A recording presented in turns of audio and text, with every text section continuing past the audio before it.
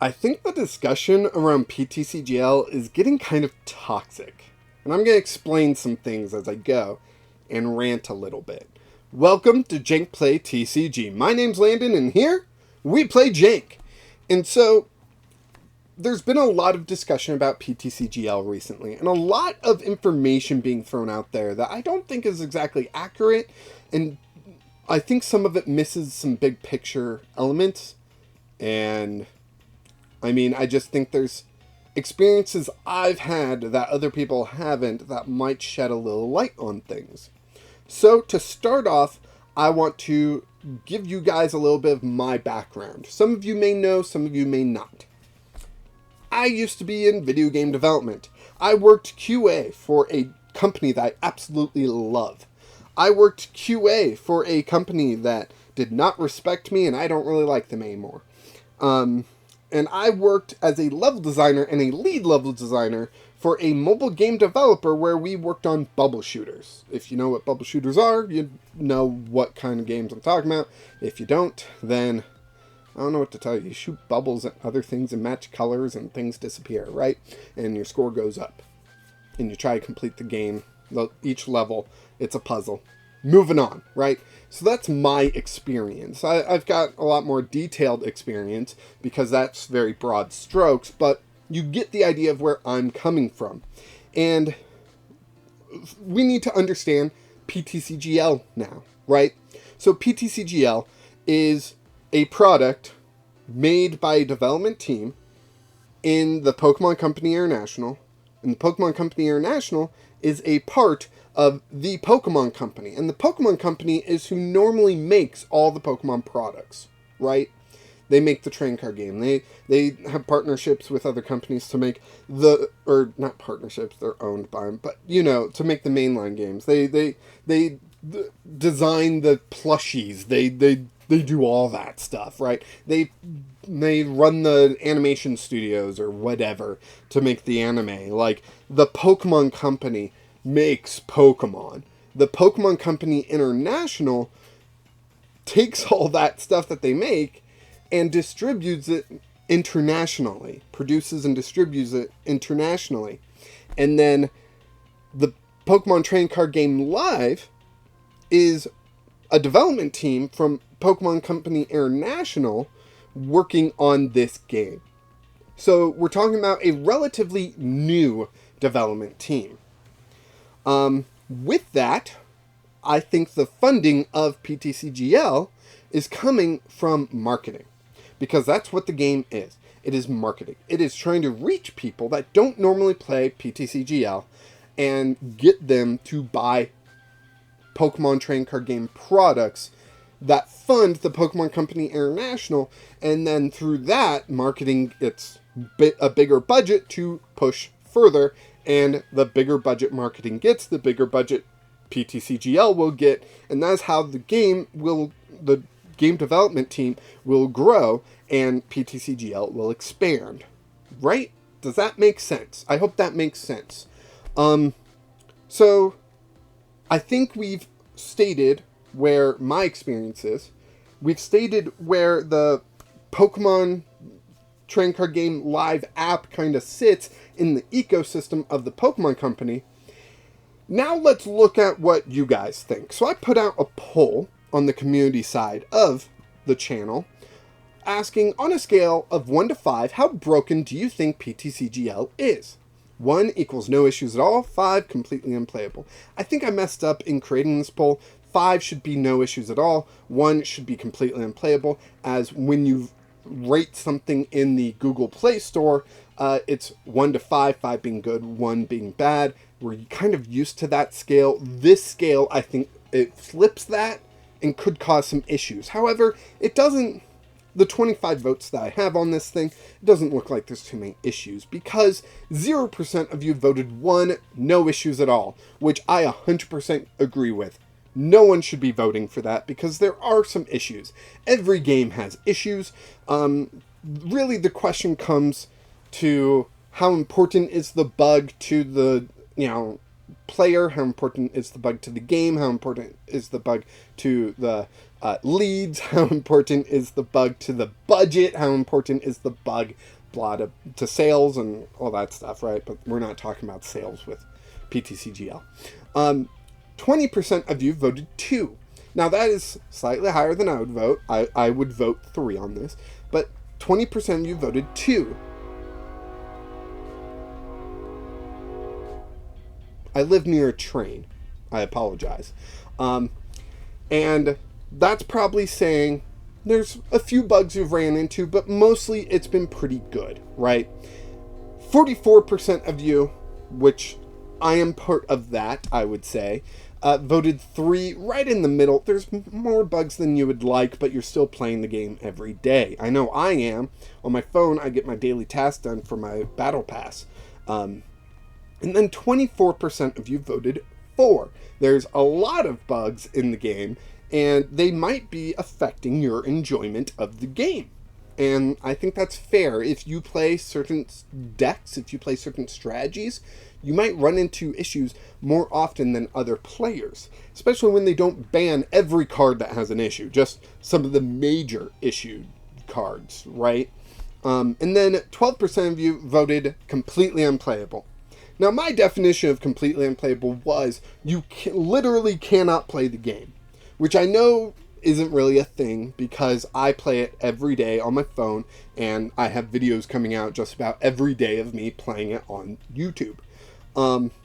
But that is my definition, not your definition. Your definition could be the fact that you just don't want to play it anymore because it's so bug full, because you run into bugs every time you play it, and you just don't care anymore. So to you, it's completely unplayable, and that's your opinion, and that's okay. We can have difference of opinions. In fact, throughout this whole video, if you disagree with me, let me know down in the comments.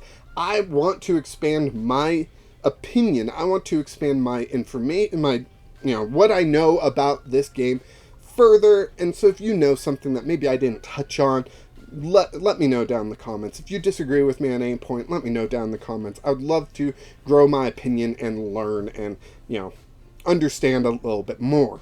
So this is where the audience is kind of sitting. Obviously, someone with more reach than me will get better information. But with 25 votes, 10% of my subscribers, here we go, right? So jump back to this camera. And so, established my experience, established where I believe Pokemon TCG Live is in the hierarchy of the Pokemon Company, and established what the general audience thinks of the app. Next thing I want to talk about is more on the development team. So I have kind of had a interest in PTCGL in many different ways. I have applied to be on the PTCGL team, and I never get an interview. That's okay. I understand why. I'm not the greatest pick. I am passionate about the Pokemon TCG, and I feel like I would be an asset to the team, but I understand that I am lacking in a lot of areas professionally, right? I run a YouTube channel. Some people think that's professional, some people don't. I treat it as a hobby, and yeah, that's about it. So I understand I lack some areas professionally that would bar me from being on the team. However, that does give me access to seeing the job listings, seeing what's being hired for, and LinkedIn kind of telling me who has been hired for certain positions, who has been brought onto teams, and who might be working on TCGL. Now, that does not mean my information is perfect. That does not mean I know exactly every single person that is working on this thing. That doesn't mean any of that. But I do have some insights, I believe, from those areas, right? So, let's take job listings, right? A lot of people I see applying to these job listings are like, oh man, it would be so cool to work on Pokemon. A lot of people don't understand that's the Pokemon trading card game. I don't think the Pokemon Company International has the pedigree in this industry, on the American side of things, for what they need, right? I don't think they have the pedigree to attract the... I don't know how to say this, but they don't have the pedigree or the budget to attract the best of the best. Now, I am not saying anyone on the team is terrible at their job. They are all better than I am, in my opinion. What they have done, in my opinion, is impressive. I would love to be able to make an app like this. I can't. I am not that talented.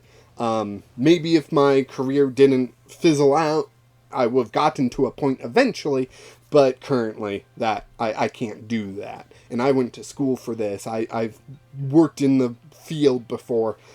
And so what they've done, I think, is impressive. But I do not think the Pokemon Company International has the ability to hire the people they need to. Compared to Wizards of the Coast. Wizards of the Coast has Magic the Gathering. And through that, they have Magic the Gathering Arena, which is a very popular digital way to play Magic the Gathering on your phone and on your desktop. Sounds similar, right? However, Wizards of the Coast has a bit more pedigree in this area because they are Wizards of the Coast. They are not Wizards of the Coast International, a separate company from Wizards of the Coast, trying to make their first game.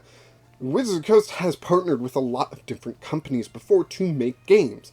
And Wizards of the Coast makes Magic the Gathering, which is more popular with the older, people. I mean, I'm not exactly young here, but you know what I mean. Pokemon is more geared towards children, and Magic the Gathering more geared towards older, although I love the fact that so many of us older people are finding fun in Pokemon.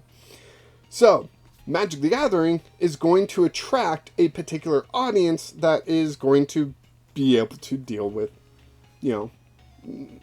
that kind of stuff a lot easier than something like Pokemon. Again, it's that pedigree thing. It's not really a dig at anyone. I hope no one takes this as a dig towards anyone, right?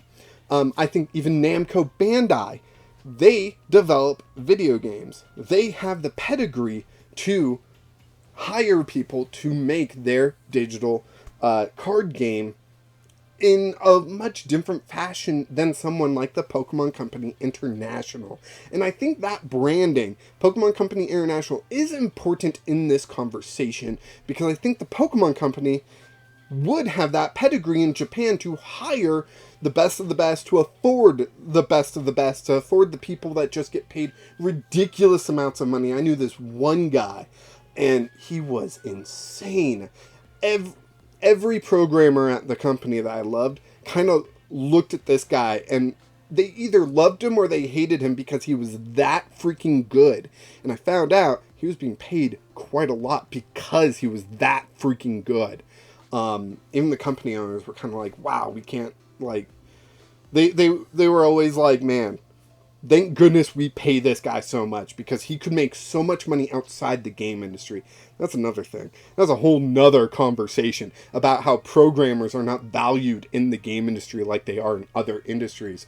But so many of them want to work on video games that the video game industry is able to take advantage of that. And we're talking about PTCGL, which has a lower budget than Magic the Gathering Arena, right? There's a whole nother conversation we could get into, but that's not really what my channel's about. Maybe I need a whole nother channel for ranting. What do you guys think? But, so, we have Pokemon TCG Live being developed by a new team with some pretty new people on there, and with a budget that is not exactly breaking the bank. It's not Blizzard money, it's not Wizards of the Coast money, it is Pokemon Company International, not the Pokemon Company. Right? I think I've said that before. I think that's an important difference to point out, is that it's the Pokemon Company International, not the Pokemon Company. New development team, new developers working on a new game that from the ground up is made so different than Pokemon TCG Online. Like I said, PTCGL is developed for phones first, not for desktop. I think PTCGO was developed for desktop first because when it originally came out, like, I don't think we had phones that could play games like that. So PTCGL is phone first. So if you are only playing desktop, I highly recommend installing it on your phone, seeing how that goes. You may not like playing games on your phone, and that's okay. But I think the game runs better on the phone, period. Even though the phone battery, it does run hot. But optimization will come when they can get to it. Right now, they need to be busy on fixing these issues. And they are fixing these issues. I think that's the most important thing to point out here. So many people think these issues are piling up, they're not really fixing things and all that stuff. But we can take a look at their most recent maintenance update right here, where we can see that a hot fix is coming tomorrow from when this video comes out. 2 days from when I'm recording this. It's nighttime though. It's like 11 o'clock for me. So you'll see this within 12 hours of me recording it. And they are fixing Reversal Energy. Brand new card that just came out with issues of Temple of Sinnoh. We are seeing a fix with Gardevoir EX, where there were some issues where Gardevoir couldn't see certain energy in the discard pile. And a couple of issues that I didn't even know about. One being a hyperlink, so that's not too important. But the other one being preventing booster pack from opening if cards received from that pack would include a parallel foil basic energy card. So a particular type of pack would not open if a particular type of card is in there. And that would probably lead to that person not getting the cards from that pack because there's nowhere to store packs, right? Ho-ha. So we are seeing fixes. We are seeing fixes. We are seeing them working on it. We are seeing them address things. I mean, if I go to here, and their next most recent update was them talking about what cards were temporarily disabled. And it was updated because originally they banned Spirit Tomb and Penny. And then they discovered Penny was not the issue. The issue was these cards that turn off your opponent's abilities, leaving the active spot in a non-traditional way. Non-traditional meaning usually it leaves the active spot by going to the bench or by going to the discard pile. We've had cards that pick up Pokemon before, but honestly, like, I mean, we have Scoop Up. We've had Scoop Up Net or Scoop Up. Super Scoop Up, we've had Scoop Up Net, we've had Acerola, we have Sharon's Care, we have Penny, but picking up a Pokemon isn't necessarily a normal game function. In a normal game of Pokemon, how often are you going to be picking up a Pokemon and putting it into your hand? Probably not too often. The problem was definitely apparent due to Spirit Tomb's attack, but then it started being discovered that it was, oh, well, Penny with these cards causes this issue. Well, it's not Penny's fault. It's these cards' fault. So we need to remove these cards and so on and so forth. They are working on the game. And I think that's like a very important point. The game is being worked on. The game is improving. We want the game to improve in this way. Man, I really don't know what I've already ranted about, but I'm going to rant about, I think I've already ranted about microtransactions and how microtransactions will fund, maybe I haven't. Man, I am 19 minutes into this and I'm forgetting what I've talked about. I might have to re-listen to this and edit it, which I don't normally do. I'm normally just one-take wonders. But it takes a lot of takes to go one-take wonder. So I'm going to rant about microtransactions and ways to fund PTCGL that I've seen people talk about. So I've seen people talk about adding microtransactions to PTCGL because that will increase the funding of the game. We've already discussed how the funding of PTCGL is coming from the marketing budget, right? So, if PTCGL was instead a game that was supposed to make money, it would be very different than what we see now. how could they make money off PTCGL? Well, you don't want to sell packs, because selling packs is like loot boxes. And loot boxes have been going through the court systems on whether or not it's gambling. In my opinion, it's gambling. The difference being, and I've seen this explained on how physical cards are different than digital things, is that when you buy a pack of cards, they sell you 10 cards. They aren't selling you 9 cards and credits for another pack. You know what I mean? So like, when you open a pack on PTCGL, you get cards, and then sometimes those cards are dust. I'm just going to say dust. They convert into dust because you already have the max number. You don't need any more, right? So the fact that you don't get everything that you pay for becomes an issue. And even if you got to keep the card, if there's no point in having extras, that could be an issue. Where with physical cards, you can always trade and that kind of stuff, right? You pay for 10 cards, you get 10 cards. You don't get 9 cards and then part of another card, even though it said 10 cards. So, loot boxes, gambling, you don't want to be selling packs digitally to children in PTCGL. I know parental controls, blah, blah, blah, blah. Still, Pokemon doesn't want that hassle, right? So they're not going to sell packs. Okay, how else do you make money with a mobile game that people see as acceptable? Cosmetics. Cosmetics could be avatar items, avatar, different faces and all that jazz, right? So avatar stuff, deck boxes, sleeves, coins, battle maps, little creature on the side that you can pay for different creatures and display them, and you can display all this stuff in game and be like, look at how much money I've spent, and aren't I awesome because of that, and customization and all that stuff, right? If you sell that stuff, the importance of the game shifts. Because PTCGL is now a product meant to generate its own revenue, not a marketing tool encouraging people to pay for other product, now that PTCGL is a product itself, it needs to make money. And that means if you are selling cosmetics, the focus of the team becomes selling cosmetics, not making the game better. And this is an issue we see over and over again with all these free-to-play games that come out constantly. The tippy-top ones are very different than all the ones that are coming out, especially ones with the lower budgets like PTCGL.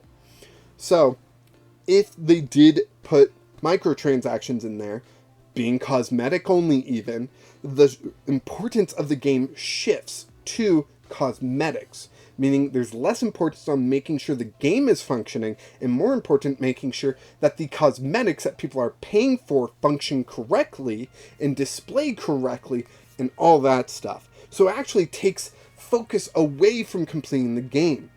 Now, I'm not going to say that the added revenue won't help PTCGL in some fashion, focusing, on the actual game elements. But I do think it would get in the way. I do think it would get in the way of the game elements. And so right now, while PTCGL is in a fragile state, as we see with the bugs that are being fixed, but they take time, we want the game to continue to be focused on the game, focused on fixing things and making things working better. Small improvements here and there will come because you're going to have a team focused on just bug fixes. You're going to have a team probably focused on card interactions. Probably have a team just focused on new stuff. That new stuff team's probably going to be your smallest currently, but it's going to grow as less people are needed on these other teams. And things will fluctuate where you'll have a person leave a team and come back to the team and vice versa and all that stuff, right? There's a lot more business to this than we really have time to discuss right now. I'm already way past. I need to be in bed. I got an early morning. Yeah, I'll be done with work before this video comes out. Insane. So, I don't want microtransactions in the game. I don't think it would be healthy for the game to have microtransactions. I've also seen the suggestion of shut down the servers for 6 months and just fix everything and then come back clean. I don't think that's a smart move either. Because you know what? Going back to this poll, only 12% of people on this poll can't play the game.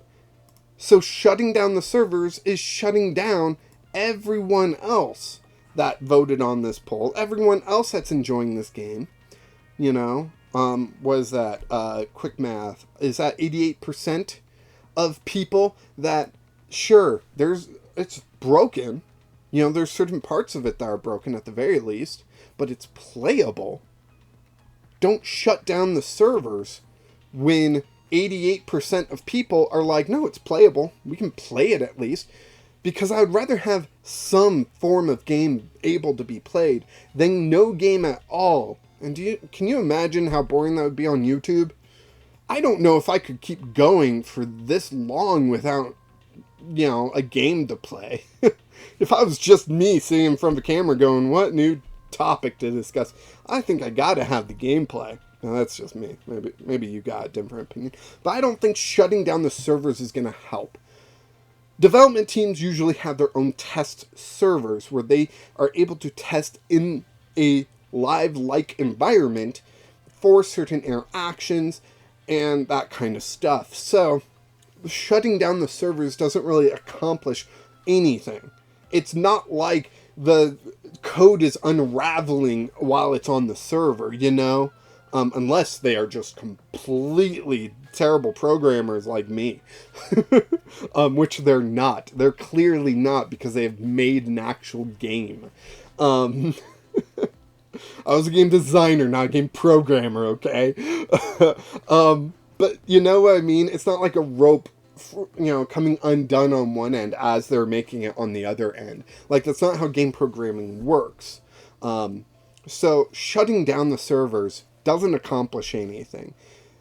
They could shut down doing hotfixes, but I don't think that's the right move either, because they need the feedback. There are more people playing PTCGL every day in this broken state, not completely unplayable, but broken state, than they have in QA.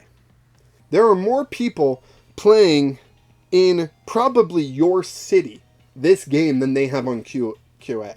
I would assume they have like 4 people on QA. Out of a 20-man team, they might have 4 people on QA. When I was working on a bubble shooter, we had about a 15-person team. And some people would be off and on the project. They'd be working on other projects. Sometimes they would come on and leave, come on, leave, come on, leave. You know, whatever. Average, I would say, about 15-man team. Level design was like 5 people. It was ridiculous. We had such an insane... But 15 people. And that was on a game that did not have as many interesting interactions as a TCG. That was on a game that... they have made several bubble shooters before. It was the same engine, just repainted for this game. That was on a team where, like, honestly, there wasn't much to do. Yeah, it was not as expansive as PTCGL. Now, maybe they do have more than 20 people. I would hope so. But we're not talking about a development team that's in the thousands, like... you know, standard game development nowadays of, like, you know, Halo Infinite had like 20 different companies working on it. Whatever the latest, biggest game you can think of had like 8 companies working on that. Each company with, like, you know, ranging from 500 to 1,000 employees, all working on this one game. That's not what PTCGL is. PTCGL is a, you know, passion project of these developers. They care so much, and all I see is complete toxic behavior towards the game, even towards the developers. I just don't like seeing it. So maybe, you know, we can have a healthy discussion about the game. Maybe we can be nice to each other. Maybe we can be respectful of the time that goes into developing such a game. And, you know, it's okay to criticize. Just let's tone down the toxic behavior I see, because that's really just not great. And that's my soapbox. That's, my rant about PTCGL. I hope you enjoyed it. If you stuck around this long, thank you. Probably not many of you did, but I really appreciate it. It shows that you really care and you like what I do. Go ahead and like this video. Subscribe to the channel if you want to hear more soapboxy type stuff, or just see my other gameplay footage, or me discussing other mechanics, or whatever fancies me at the time. And join the Discord, where I get to talk to you guys a little bit more one-on-one, a little bit faster communication. It's really awesome. Some really awesome people are in there. Highly recommend you guys check it out. And of course, until next time, keep playing Jank.